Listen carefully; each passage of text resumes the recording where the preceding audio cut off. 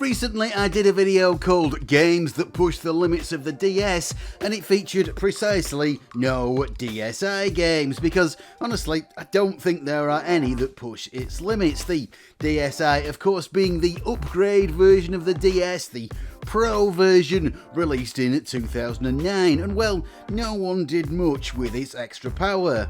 There's a handful of DSi exclusive cartridges, and there's also some DSi enhanced cartridges, but this all mostly just revolves around the camera, augmented reality, QR codes, stuff like that.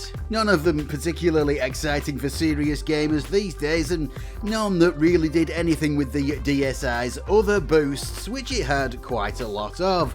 A CPU that's twice as fast for a start, and 4 times more RAM than the original DS, which just seems to go to waste. That doesn't mean there aren't any great DSi exclusive games though, no, far from it, thanks to DSiWare, games that you could download through the Nintendo eShop onto the console's built-in flash memory. There were lots of really good games here, but totally not limit pushing, any of them as far as I can tell, so that's what this video is.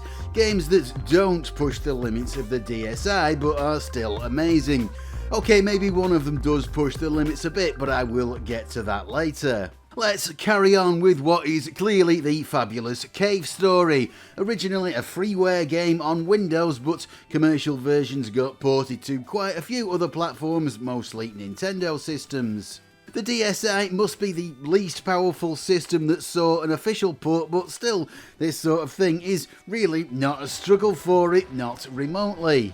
There is an unofficial port of this to the Mega Drive, and it's hardly much of a downgrade at all, so for the DSi this classic 2D style really is easy mode.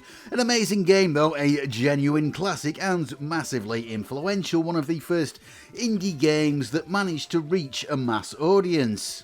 A brilliant take on Metroidvania that honestly reaches the heights that the originators of this genre achieved. I really would put this alongside Super Metroid, it is that good.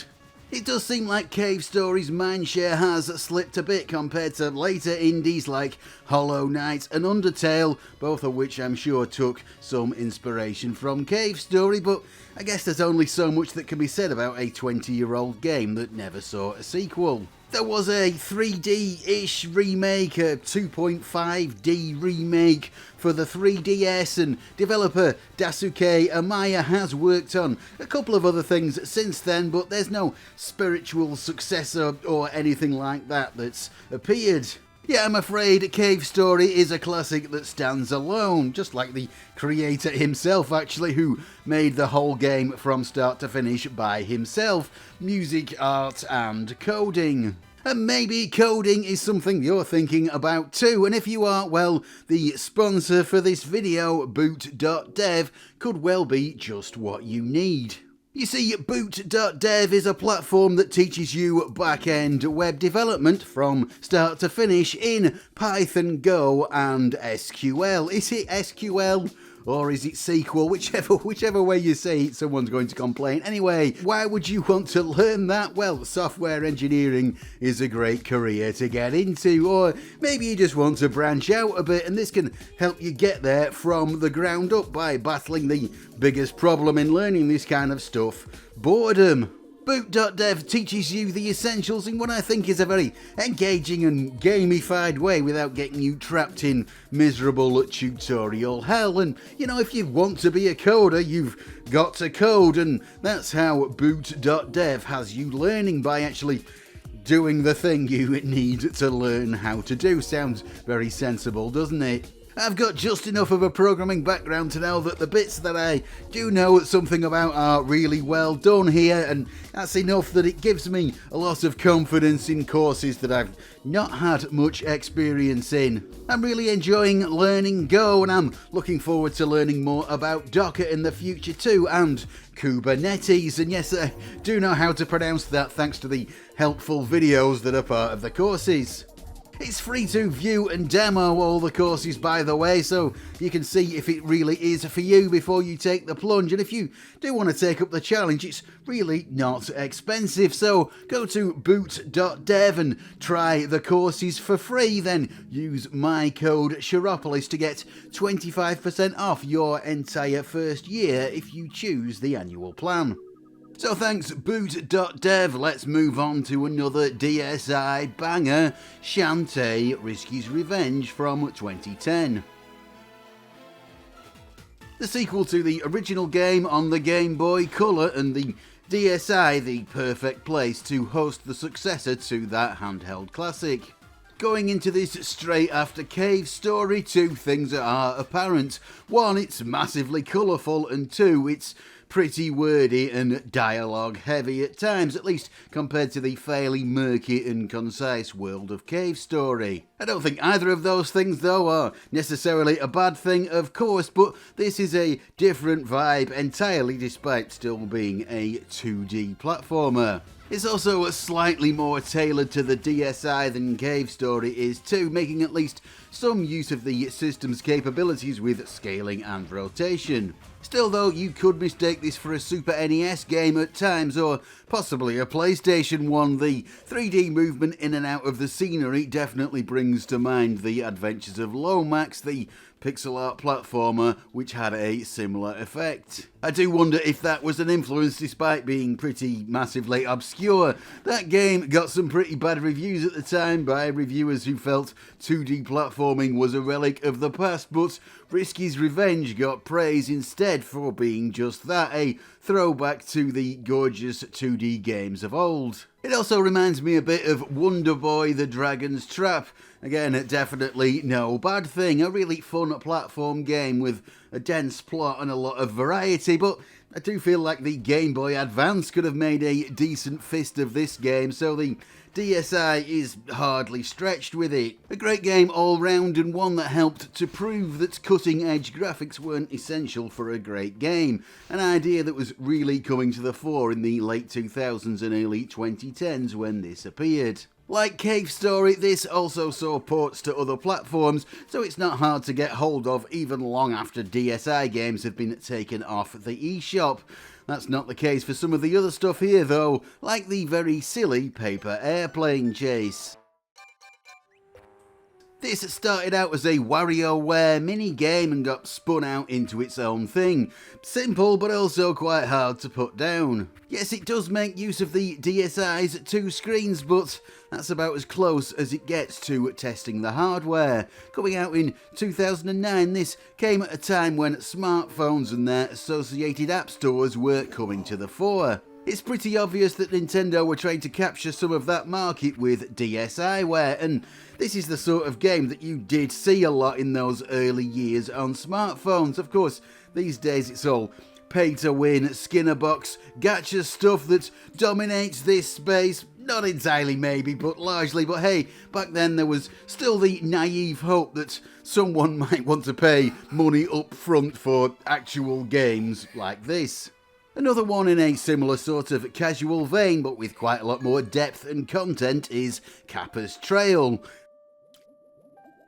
There's a surprisingly complicated backstory to this, a game developed by Brownie Brown, the same studio that also worked on the legendary Mother 3. This isn't quite so epic, but it is a fun game with an original premise. Use the stylus to draw a path for the Kappa, a mystical Japanese river spirit, of course, visiting each numbered point on the grid without walking where you've already been for fear of tumbling down into the void from the crumbling blocks. A strange but engaging game that I think could have been better known if it wasn't limited to the DSiWare niche. It had worked great on smartphones, a minor tragedy that this remains so obscure and probably will be forever. A fate that this next game may also face, Dark Void Zero. Released in 2010, this started out as an April Fool's joke, but became a full game, the idea presumably too irresistible to ignore. A parody 8-bit style demake of Dark Void, a very forgettable third-person shooter that was a bit of a flop all round. This is actually much more fun and got better reviews too. Whether it sold anymore, I don't know, but if you're a fan of very old school run and gun platform games, this will hit the spot. It's really got that feeling, though it's not massively long, and it is tuned a bit more to modern sensibilities with regard to the difficulty level. This, like the original game, was published by Capcom, and it definitely borrows from Capcom's classic 80s Mega Man games in the graphical style, but it isn't quite so punishing. I think one of the very first games to actually try and recreate NES-style graphics like this, something that other better-known indie games like Shovel Knight have done since to great acclaim. It's not a totally perfect recreation of the NES's technical constraints, but they did keep it much more aesthetically authentic than most attempts at this style. The cooked-up backstory has this as a Lost Play Choice 10 game, the NES-based arcade cabinet that did actually have dual screens.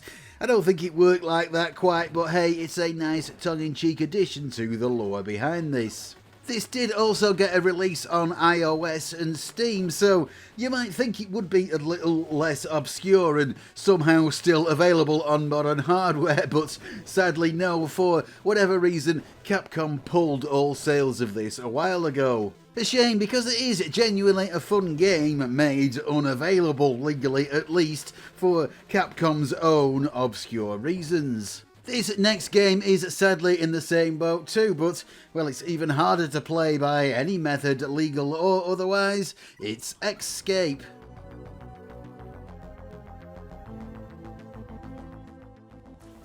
From 2010, a DSiWare-only sequel to X, the Game Boy game that was sort of a sequel itself to the Starglider games on home computers in the 80s, which led to the development of Star Fox ultimately and the Super FX chip that powered it. This was directed by Dylan Cuthbert, the original programmer of X, Star Fox and Star Fox 2, and yes, the lineage is not hard to spot across all these games. This lacks the animal mascots of Star Fox, but it is kind of similar in the sense that it's a surreal space shooter thing, and it has you driving, flying and shooting your way across some very odd landscapes and running into this guy quite a lot. The controls are touchscreen based, which may sound like an odd choice, but it does work quite well once you get used to it, and actually does follow on from those Starglider games from way back, which were mouse controlled. This is, though, by far the most technically impressive DSi game, I would say, and one of the few, maybe the only one, to lean so heavily into 3D. It's got lighting, it's got real-time shadows, it's got some neat frame buffer effects like these interference bars.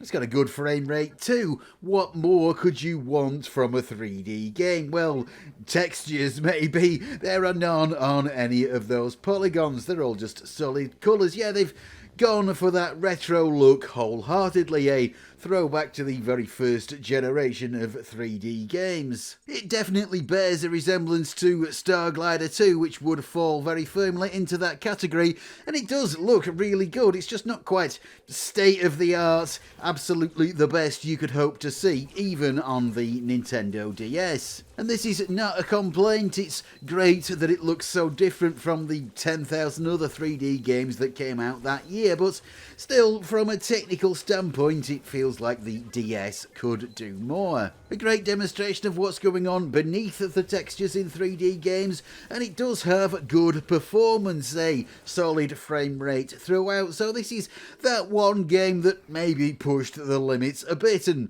probably does make use of that beefier CPU that the DSi has. A very enjoyable, undeservedly obscure game, and if you're a fan of Star Fox, Starglider, or just space shooters in general, this is not just a hidden gem, but a thoroughly buried and we burnt the map gem. Dylan Cuthbert didn't have the best luck with Nintendo, did he? Star Fox 2 famously spent 22 years in the wilderness before it got an official release in 2017, but this seems to be even more thoroughly out of the picture somehow. And just to add insult to injury, there's also some name shenanigans too. In Japan, this was called X Returns, it being a sequel to the original X, and X-Scape in the USA because, well, it makes sense they'd change it because X was a Japanese exclusive.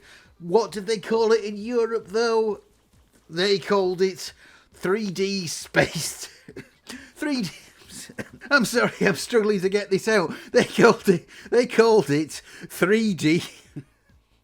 They called it 3D Space Tank. Why?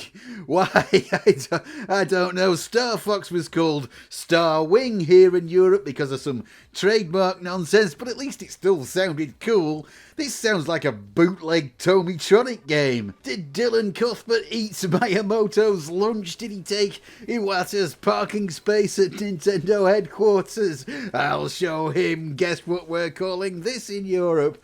I don't know, but anyway, 3D Space Tank is no longer available for sale anywhere since they shut down the DSi and 3DS eShop, which did have DSi games in it. But you can't even buy it second hand, it being all digital. Your only hope of getting a legal copy of this is to buy a DSi or 3DS with it already on. Yes, there are other ways to play this game, but it's really not easy to track down anywhere, no matter how you want to do it. Maybe one day Nintendo will get round to re-releasing DS games somehow, some way, but even if they did, it's probably unlikely that a game as obscure as this would get included in that. So maybe the DS Classic Edition would have this as a bonus. We might get lucky. This is honestly, though, a great game, and maybe the only total DSiWare exclusive that actually feels like a proper full game that could be on a cartridge, but perhaps Nintendo's tectonic plates have fully subducted this one, never to be seen by the eyes of man again. So yes, this is the end once again. The whole DSi thing definitely seems like it never quite lived up to its potential. There's not even any DSi homebrew that I can find that's really worth mentioning. Some emulators that run better, but that's about it.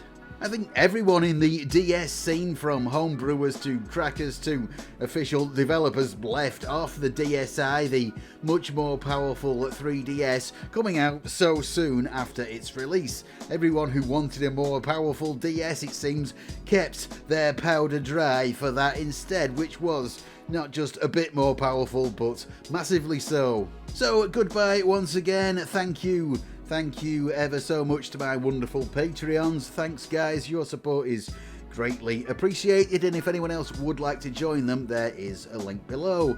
And I will say goodbye and thanks for watching.